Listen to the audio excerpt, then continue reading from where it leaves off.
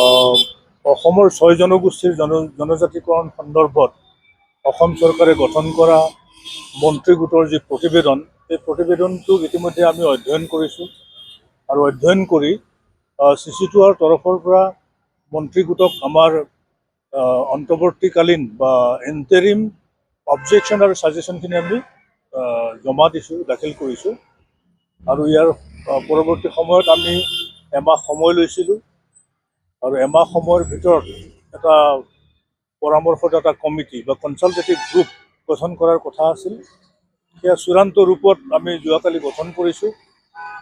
CC2R যি কোৰ committee, এই কোৰ কমিটিয়ে গঠন কৰিছে এটা নতুন অসমৰ বা ভাৰতবৰ্ষৰ ট্ৰাইবেল ইণ্টেলেকচুৱেলবিলাকক লৈ আমি এটা কনচালটেটিভ গ্ৰুপ গঠন কৰিছোঁ।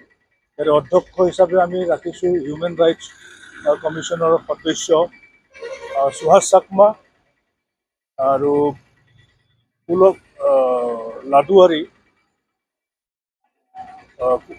কুলস্বামী Laduwari retired IAS, Jiten Borgohain retired ACS, Prafulla Kumar Hazowari ACS retired, Dharam Singh Teron former member of Assam legislative assembly Howraghat constituency, Elwin Teron chief adviser Karbi Anglong autonomous কাউন্সিলৰ মুখ্য কাৰ্যবাহী সদস্যৰ মুখ্য উপদেষ্টা, হৰসিং তেৰণ উপদেষ্টা কাৰ্বি আংলং স্বায়ত্তশাসিত পৰিষদৰ মুখ্য কাৰ্যবাহী সদস্য, টংকেশ্বৰ ৰাভা মুখ্য কাৰ্যবাহী সদস্য ৰাভা হাছং অট'নমাছ কাউন্সিল, শব্দ ৰাভা এডভকেট গুৱাহাটী হাইকোৰ্ট।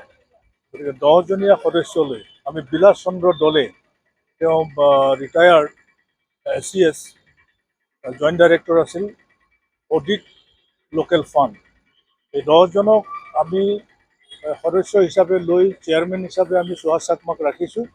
আৰু এই কনচালটেটিভ গ্ৰুপে অহা 21 ডিচেম্বৰ তাৰিখে বিবেকানন্দ কেন্দ্ৰত এটা প্ৰথমলানি আলোচনা অনুষ্ঠিত কৰিব। ইতিমধ্যে গোটেই এৰেঞ্জমেণ্টখিনি হৈ গৈছে।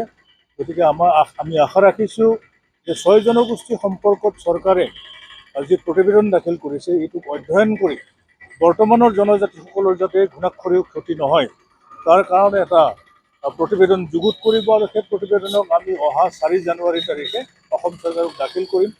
আৰু অসম চৰকাৰৰ মুখ্যমন্ত্ৰী মাননীয় ডক্টৰ হিমন্ত বিশ্ব শৰ্মাৰ সৈতে আমি আলোচনা বিচাৰিছোঁ।